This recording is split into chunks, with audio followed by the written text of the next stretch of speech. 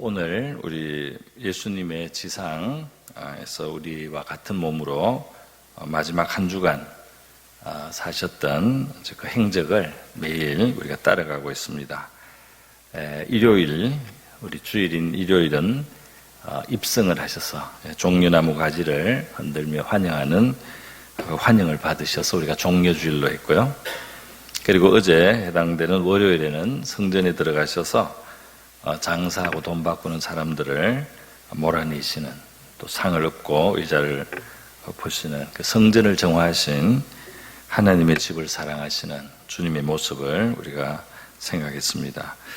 오늘은 이제 예루살렘에서 들어가서 두 번째로 화요일날 예수님이 하신 일인데요.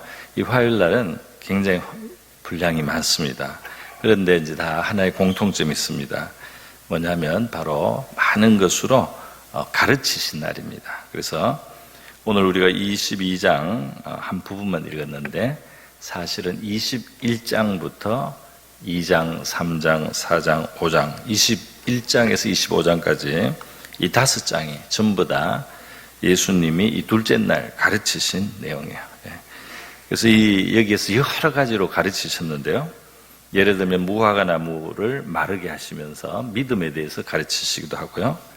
또 예수님의 권위가 어디서 온 것이냐 도전적으로 묻는 사람들에게 아주 정확한 답을 주시면서도 그들이 시비를 걸 수 없도록 그렇게 말씀을 하시고, 또 그 상황, 이 성전에 있는 바리새인이나 서기관들이나 제사장들이 하고 있는 잘못된 것들을 깨닫게 하고 깨우치는 비유의 이야기도 몇 가지 해주셨습니다.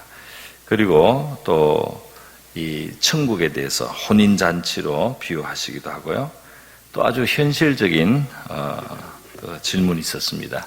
로마 황제에게 세금을 내야 되는가, 이런 질문에 대해서도 아주 정답을 말씀하시면서도 그들에게 꼬투리가 잡히지 않는 그런 대답을 해주셨어요.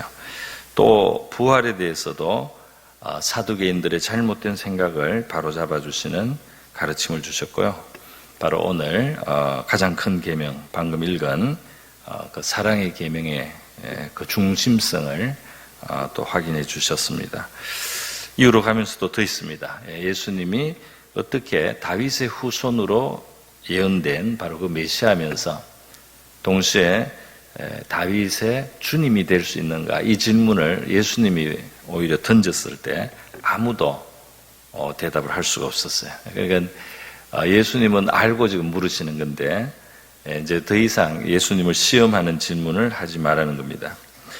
그리고 서기관과 바리새인들이 신앙이 굉장히 위선적이었기 때문에 예수님이 23장 전체는 서기관과 바리새인들의 위선적인 신앙을 책망하는 말씀으로 한 장이 또 있습니다. 7가지로 책망을 하시고요. 그리고 또 이어지는 24장, 25장은 천국에 대한 비유를 3가지 하셨습니다. 마지막 또 천국에 대한 마지막 날에 대한 그 징조, 마지막 날에 있을 일에 대해서 24장에 하시고, 그 다음에 그 마지막 날 주님이 재림하셨을 때 있을 일을 3가지 비유, 열처녀의 비유, 달란트의 비유, 양과 염소의 비유, 이런 비유로 또 설명을 자세히 하게 해주셨어요. 이런 내용으로 되어 있습니다. 굉장히 많은 내용이죠. 그러니까 이 둘째 날에 우리가 생각해야 될 예수님의 모습은 이 가르치시는 것인데요. 예수님은 정말 어떤 질문도, 어떤 내용도 다 거기에 답을 분명하게 주실 수 있는 바로 진리의 주님이신 것을 우리가 보게 되는 것입니다.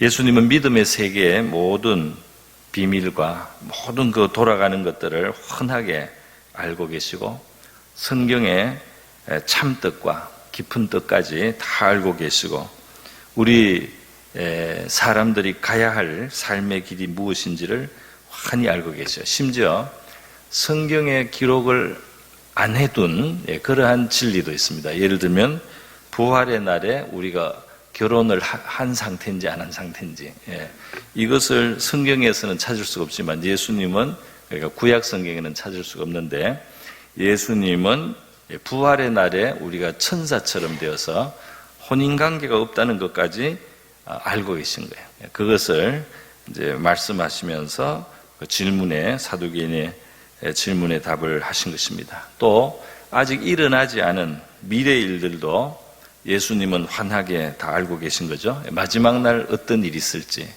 마지막 이 역사가 끝나고 우리 모든 사람이 하나님의 심판대 앞에 설 때 어떤 주제로 하나님 앞에 판단을 받게 될 것인지 그것까지 다 말씀을 하시는데 쉽게 이해하라고 비유로 그것을 설명을 해 주셨습니다.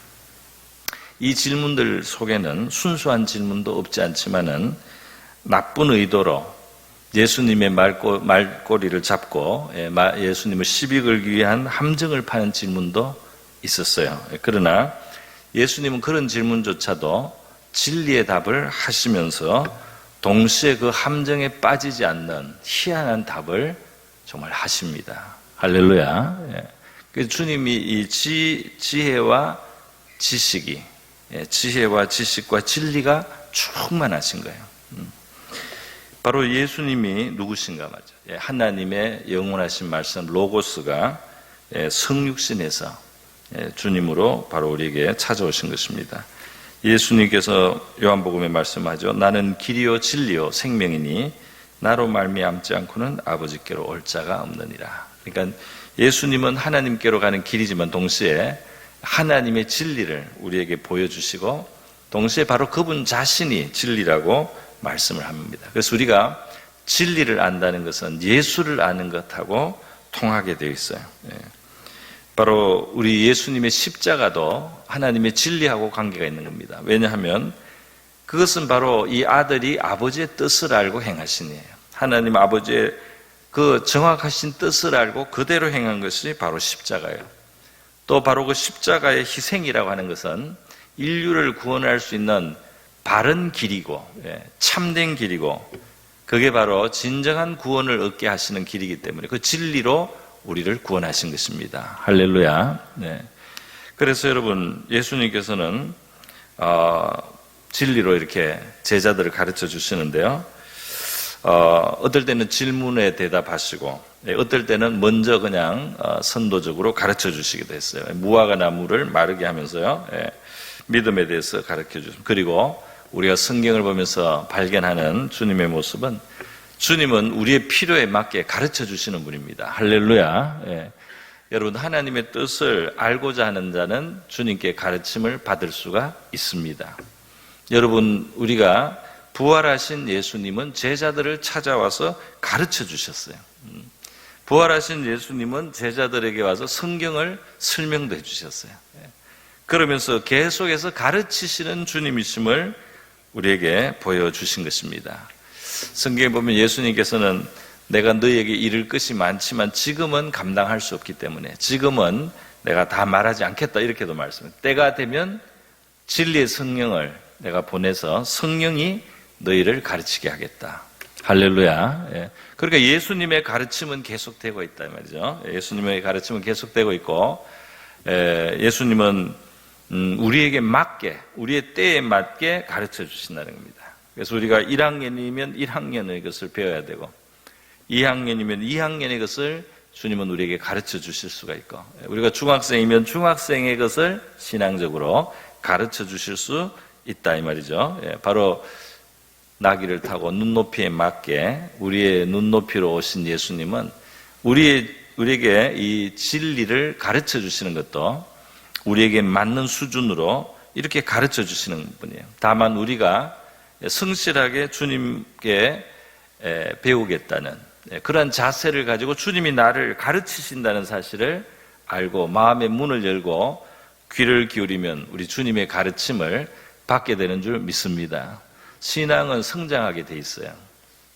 배우는 마음을 가진다면 여러분이 배우는 마음을 가지고 주님을 대한다면 여러분의 믿음과 신앙은 성장합니다. 주님은 가르쳐 주시는 분이에요. 이 수많은 예배를 통해서도 주님은 여러분에게 진리에 대해서 가르치시는 기회로 사용하시는 겁니다. 여러분이 성경을 펴서도 물론 가르침을 받을 수 있습니다. 여러분의 살아가는 삶의 경험 자체가 주님이 여러분을 가르치는 과정이 됩니다. 그렇기 때문에 마음의 문을 열고 주님께로 배우고자 하는 사람은 반드시 믿음 안에 성장할 수가 있어요. 할렐루야. 더군다나 성령을 보내어서 너희를 모든 진리 가운데로 인도하겠다고 예수님은 약속을 하셨습니다. 그러므로 여러분, 비록 우리 귀에 지금 바로 들리는 거 없고 눈에 바로 나타나는 거 없다 할지라도 주님이 우리의 진정한 교사요 스승입니다. 구원자일 뿐 아니라 우리를 가르쳐서 이 구원의 길을 잘 걸어가게 하고 또 하나님의 자녀로서 복되게 살 수 있는 길을 가르쳐 주시는 분이에요. 그분이 우리를 인도할 것을, 가르치실 것을 우리가 기대하고 믿으며 구하는 저와 여러분 될 수 있기를 바랍니다. 우리가 세례받을 때 그 고백이잖아요. 예수님의 제자가 되었다는 거예요. 예수님의 제자로서 배우겠다는 겁니다. 여기에 지금 다 배워서 배울 게 없는 사람 있습니까? 우리 가운데 이미 알만한 것은 다 아니까 나는 더 이상 배울 것이 없다 이렇게 말할 수 있는 사람 있습니까? 그렇지 않아요. 치명적으로 배워야 될 게 남아있어요. 치명적으로 지금 내가 주님 앞에 깨달아야 될 것이 남아있다 이 말입니다. 나는 이만하면 웬만해서 더 배울 것이 없고 그냥 열심히 섬기면 된다. 나는 열심히 그냥 일만 하면 된다. 그렇지 않습니다. 저도 이렇게 오랫동안 지났지만 큰 것들을 계속 배워요. 이 복음의 풍성에 거할 수 있는 길을 어떻게 하는 것이 주님과 보조를 맞추는 것인지 배울 것이 계속 있어 왔어요. 할렐루야. 그것을 경험하면서 사는 거예요.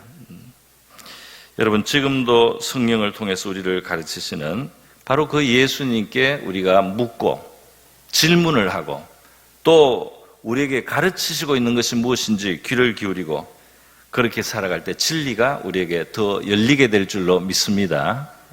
진리를 열어주신다면, 진리가 왜 필요합니까? 예수님 말씀하셨어요. 진리를 알지니 진리가 너희를 자유케 하리라. 여러분, 이 신앙은 믿음의 세계지만 동시에 진리, 지식도 필요해요. 진리의 지식이 우리를 자유하게 더합니다. 진리의 지식이 있을 때 사랑도 풍성해져요. 할렐루야. 진리의 지식이 있을 때 사랑도 풍성해져요. 그냥 어떤 무슨 단순한 인포메이션 말고 말이죠.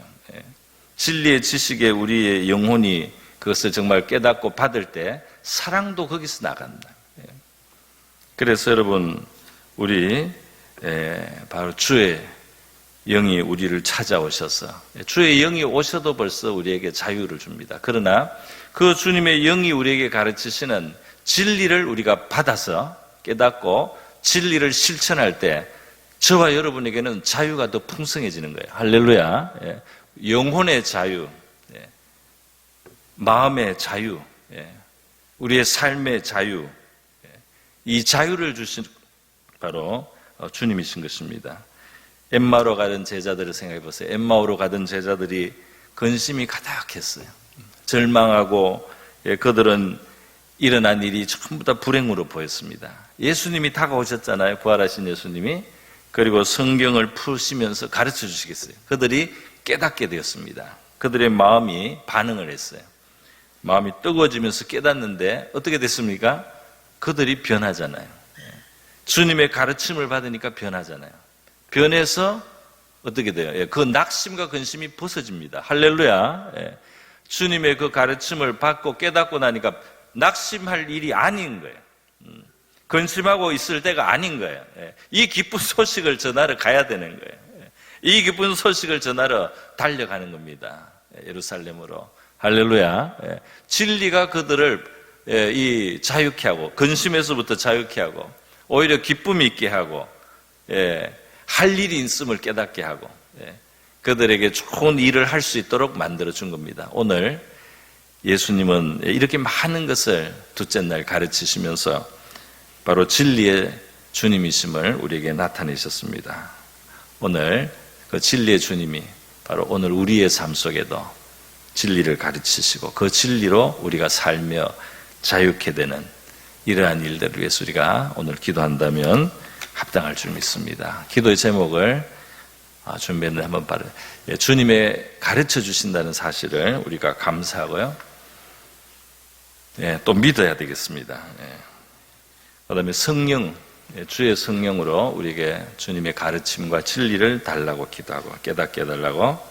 그다음에 우리가 진리를 배우고 그것을 실천한다 또는 그 안에 거할 때 자유함을 얻는 바로 이러한 것을 위해서 우리 기도하고요.